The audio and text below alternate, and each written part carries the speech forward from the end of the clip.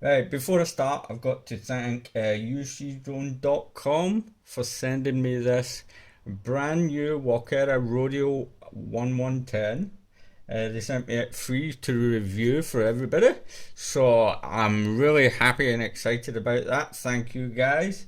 You can pick the bind and fly version up from their website at $159. That's £129 in British pound, or the ready to fly version at $189 or £153. You can get free shipping if you enter the discount code, which I'll put in the description below.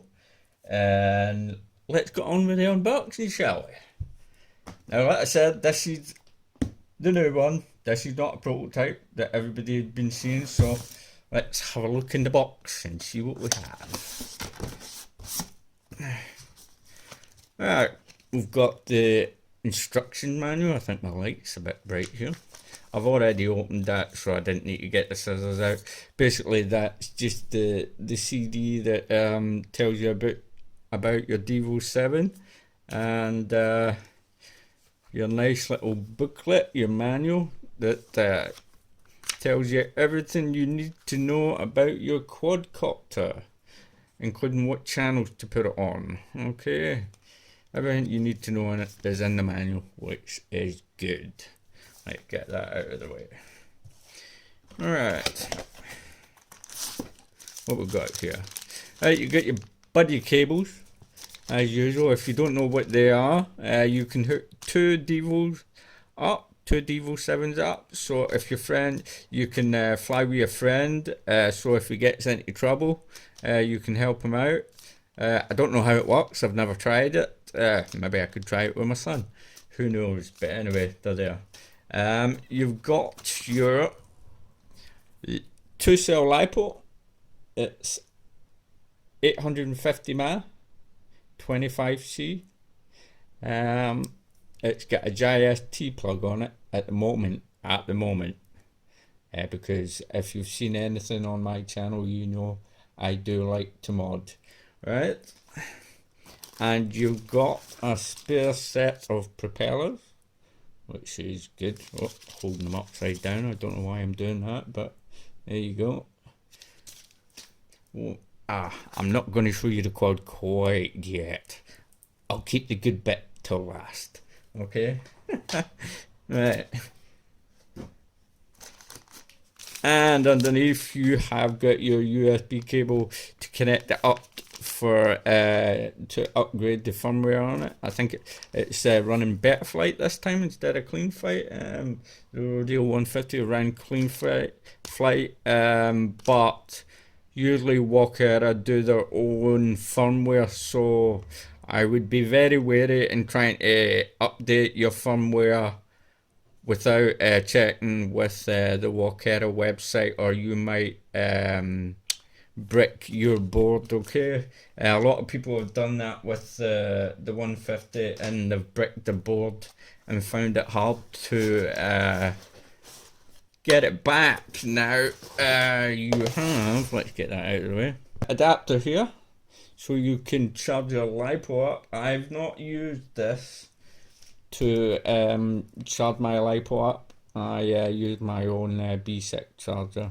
to charge it up, okay, but I've not tested it out yet, so I can't tell you what it's like. You'd need to check it out for yourself, but I'm sure it will do the job just fine till if you want to buy an aftermarket charger. So there you go. Right, and you have your Devo 7. Now the Devo 7, I used to fly a lot of blade helicopters and quadcopters, so I used to use the DX6i, and I found the Devo 7 quite nice actually. Little bit on the heavy side with all the batteries that you need, because it takes eight AA batteries, but you can use a LiPo battery on it, and I'll put a link in the description for this as well. What I use, it's a 3-cell Nanotech 2500 mAh battery.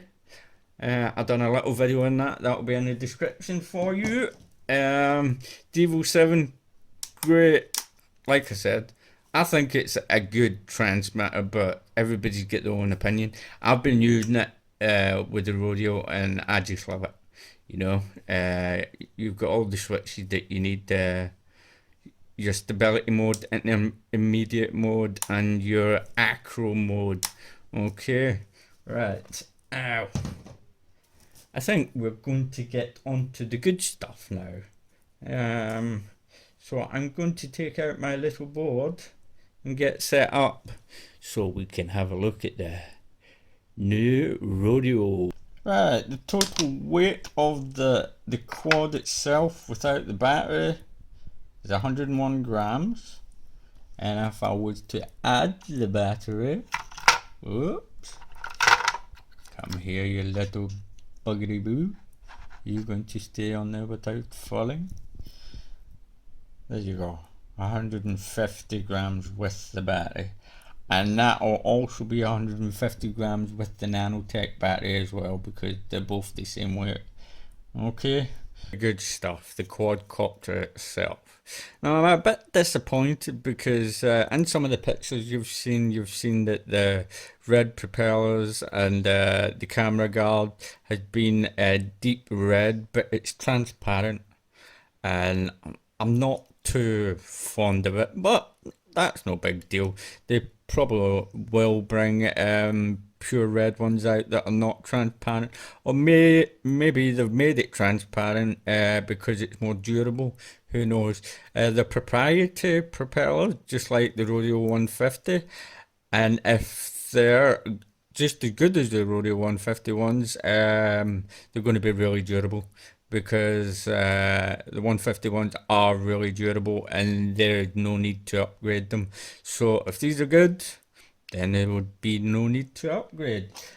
They are put on a 1.4mm shaft, and they have two screws. Let me just take one of the screws out to show you how small these are. I mean, these screws are small. There's one just dropping out for you there. I mean, they're tiny.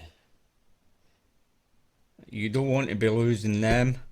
I did not get any spare in my goodie bag, so I'm sad, but it's okay. I've got plenty of other quadcopters and micro helicopters, and I'm sure that I'll get screws if I ever lose one that will fit here. Not quite sure of the kilovolt of the engine because there's no marking on them.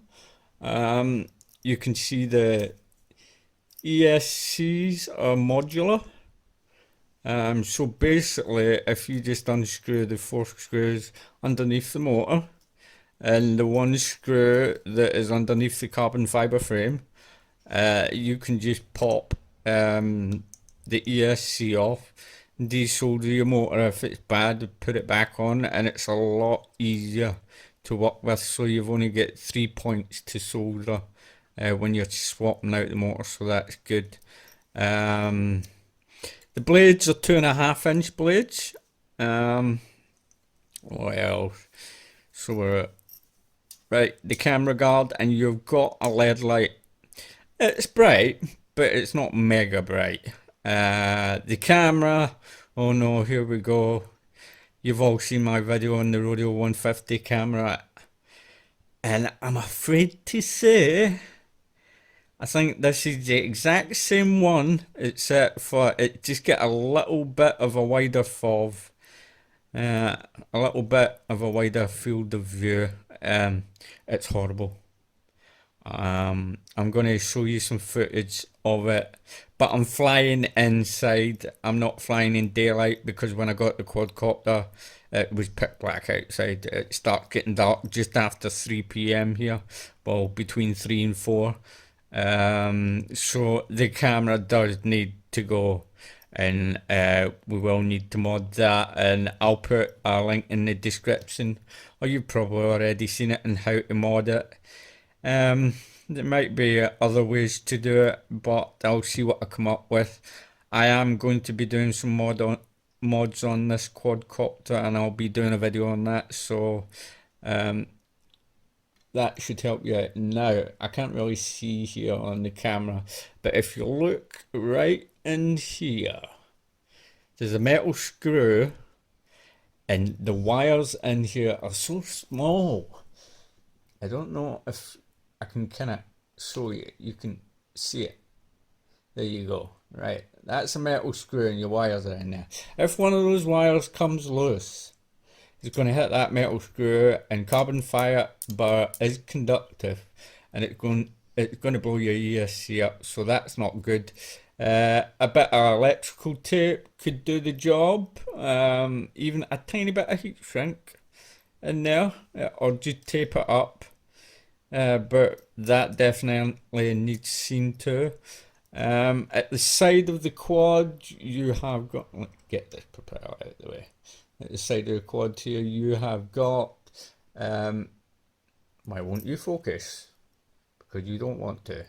Right, there's your little port for plugging in your USB to your PC, so you can upgrade the software, which is better for it. But sometimes it's not too good to upgrade too fast, because Walkera have their own firmware, and if you load the wrong firmware and you're going to brick the board, and you'll be in big trouble trying to get that sorted out. Okay, so just be careful with that. It's got a plastic casing round the side. Let me just bring it over a wee bit here. It's so small, this quad. It's unbelievably small. Ooh. It's got a plastic housing round the side, with. It's got a little.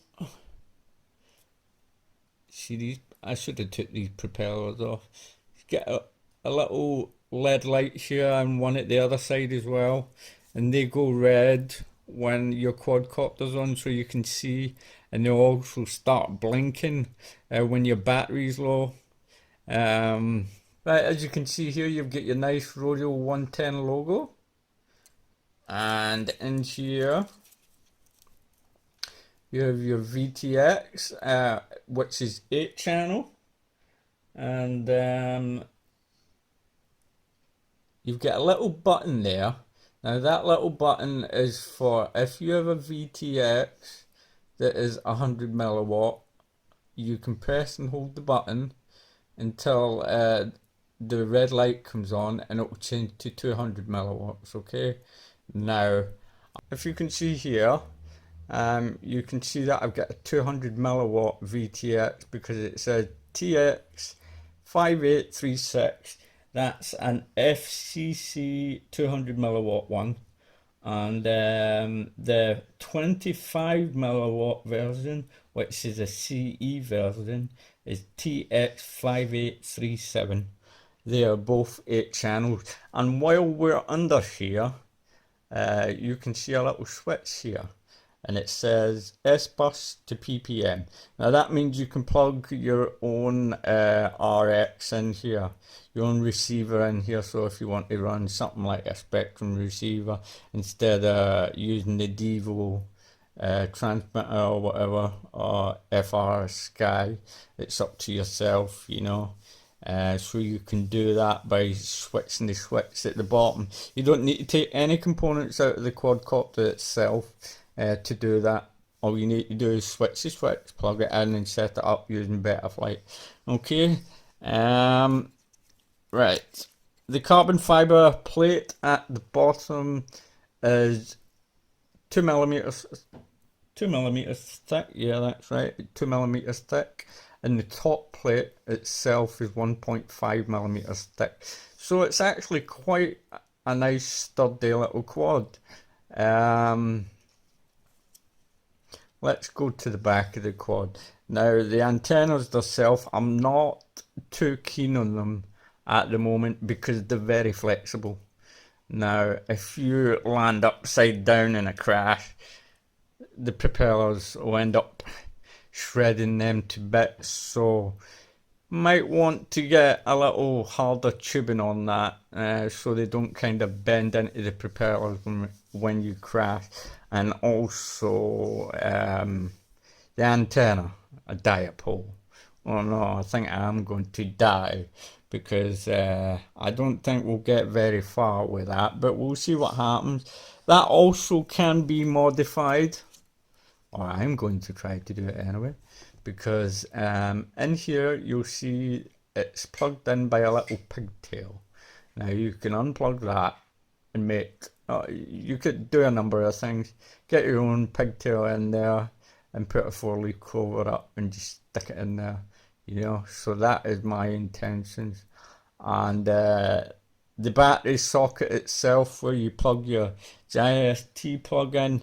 Now, when I first, I've actually flown this already. When I first plugged the stock battery in, trying to get the battery out was a nightmare. I thought I was actually going to pull the back end of the quad off. So you better be careful. It was really jammed in there and stuck in there quite nicely. Right, let's have a look.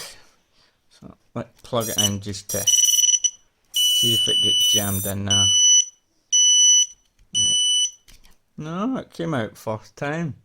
Maybe it was just a bit stiff at first, but anyway, it's coming out now. All your screws are Phillips screws, so you don't need no hex drivers. They're all Phillips screws. Battery sits in there, nice and snug. I don't think you should try and think about getting a bigger battery. There's no need really. Because I'll tell you in a second. Now this battery hasn't been broken in yet, and I did fly a little bit with it, but I just warmed it up. I didn't fly it to its full potential, so I don't know what I'm going to get out of it. But I did fly the Nanotech 850 mAh, which has been broken in, and which is the exact same size as this battery and the exact same weight, and I get 7 minutes and 45 seconds just flying around the living room, hovering about, so that's not too bad. That tells me if I'm going to fly outside, I'm going to get approximately 6 minutes, you know. I guess I'm going to get 6 minutes, so there you go.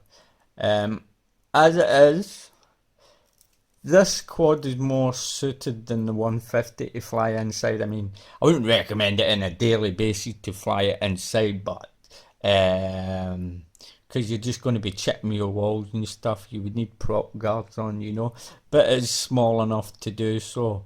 Couple of mods that need done. Nothing major, but it is, I think it's a good buy, so you best head it over to ucdrone.com if you're in the good old US of A and pick one of these up.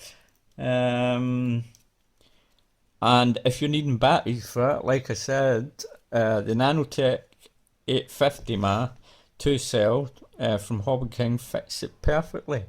It's on charge at the minute just now because I'm going to do another little flight and put a little video up. I'm just hovering about the living room. The weather's terrible. It's like I says, it's dark here. There's nothing I can do.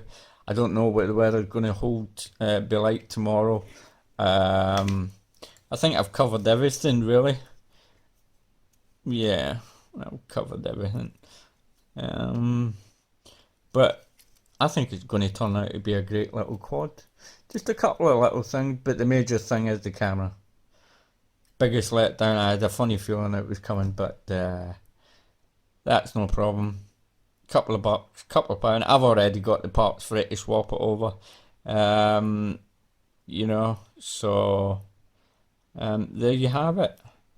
There's the new Walkera Rodeo 110 from ucdrone.com, which I got sent for free, and thank you very much to them. And I'm going to totally fly the socks off this thing when the weather gets good. I hope you guys liked this video. Hope it was some help. Any questions, fire away, just leave comment below. I know there's a lot of you guys that are waiting for your quad to come, but these wires here, oh dearie me, Something needs done about them. They look very fragile and delicate, and when they do, and if they do break off, I'm going to be in trouble. But we will get that sorted. Right, as always. Nope, wait. Forgot one thing. Binding. Right, according to the manual, you're supposed to turn on your transmitter first when you want to bind. Okay, so we're going to turn our transmitter on. Right, let's get Mr. Smiley Face out of the way.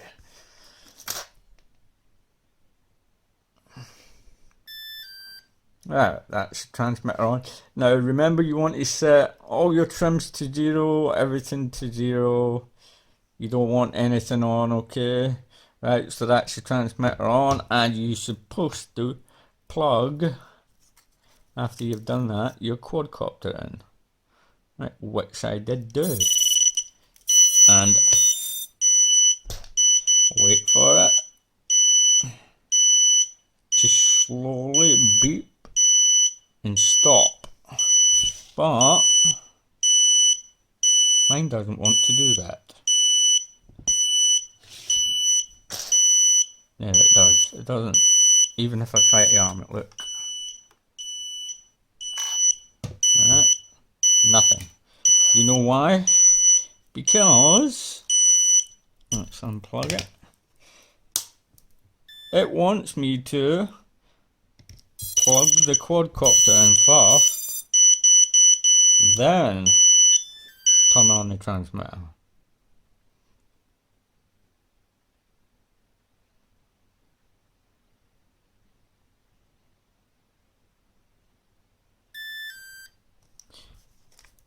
And let's arm it.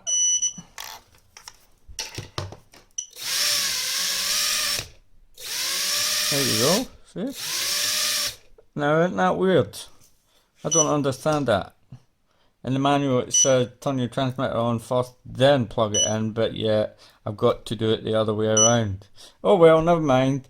Just in case, if you have that kind of problem, just try what I just done there.